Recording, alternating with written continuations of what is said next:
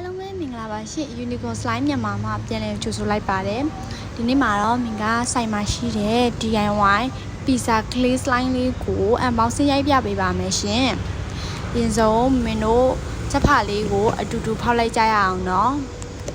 အထဲမှာဘယ်လိုမျိုးပစ္စည်းလေးတွေပါလဲဆိုတာကိုမင်းနဲ့တူတူဗီဒီယိုလေးကိုအဆုံးထိကြည့်လိုက်ရအောင်เนาะချက်ဖလေးကိုအတူတူဖောက်ပါမယ်ရှင်အထဲမှာဆိုရင်တော့မင်းတို့ clear slime လေးတစ်ပူးပါပါတယ်เนาะ clear slime လေးတစ်ပူးရယ်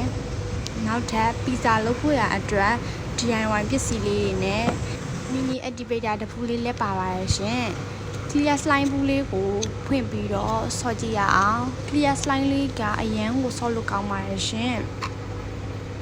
သွားအီလေးနဲ့အနက်လေးရလည်းမွေးလေးဖြစ်ပါတယ်เนาะအထဲမှာဆိုရင်တော့